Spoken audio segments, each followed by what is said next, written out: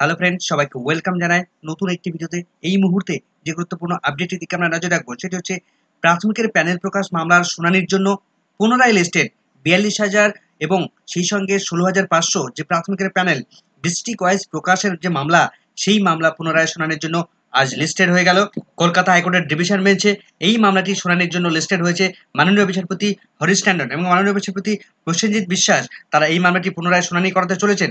তো আমরা দেখে নেব এই মামলার বিস্তারিত, কখন কত নম্বর সিরিয়ালে লিস্টেড হয়েছে এবং কখন উঠতে চলেছে এই মামলাটি বিস্তারিত আমরা দেখে নেব। তো চলুন সরাসরি আমরা কলকাতা হাইকোর্টের অফিসিয়াল ওয়েবসাইটে চলে এসেছি। তো সরাসরি আমরা কজ লিস্ট যেটা দেখতে পাচ্ছি, সেই কজ লিস্টে যদি আমরা দেখি তাহলে আমরা দেখতে পাবো যে কলকাতা হাইকোর্টের অ্যাপিলাইট সাইডে ডেইলি কজ লিস্ট যদি আমরা দেখি তাহলে আমরা দেখতে পাবো 27শে জুন 2024 তারিখে কোর্ট নাম্বার 8-এ মাননীয় বিচারপতি হরিশ ট্যান্ডন এবং মাননীয় বিচারপতি প্রসেনজিৎ বিশ্বাস তারা ডিভিশন বেঞ্চে সকাল 10:30টার সময় বসতে চলেছেন।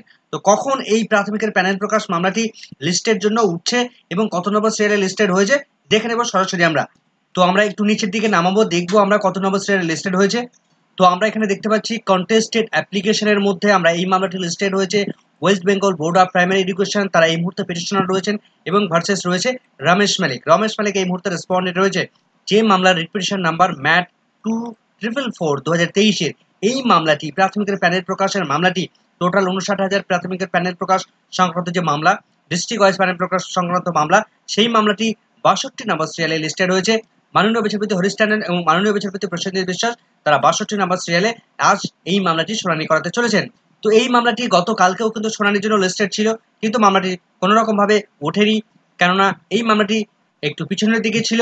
তো দেখা যাক আজ এই মামলাটি কখন ওঠে বা কি ওঠে কিনা, কেননা মামলাটি এমন একটা পজিশনে আছে, কখন উঠতে পারে সেটা আমরা যদি দেখি তাহলে বুঝতে পারবো এই মামলাটি একদম লাস্ট আওয়ারে ওঠার সম্ভাবনা তৈরি হবে, কেননা বেশ সিরিয়াল নাম্বার কিন্তু অনেকটাই পরে রয়েছে। তো সেক্ষেত্রে প্রথম দিকের যে মামলাগুলো রয়েছে সেই মামলাগুলো যদি কম কম করে শুনানি হয় বা খুব তাড়াতাড়ি যদি শুনানি কমপ্লিট হয়ে যায় তাহলে কিন্তু এই 62 নাম্বার সিরিয়াল খুব তাড়াতাড়ি সেখানে পৌঁছে যেতে পারবেন মাননীয় বিচারপতিরা এবং এই মামলাটি শুনানি করাতে পারবেন। তো দেখা যাক আজ কলকাতা হাইকোর্টে কি কি আপডেট উঠে আসে, সেই দিকে আমাদের নজর থাকবে। পরবর্তী আপডেট পেলে অবশ্যই আপনাদের সঙ্গে শেয়ার করবো।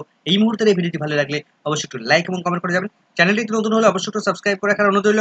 পাশে থাকা বেল আইকনটি অবশ্যই অন করে রাখবেন পরবর্তী ধরনের আপডেট সঙ্গে সঙ্গে পাওয়ার জন্য। সকলকে ধন্যবাদ।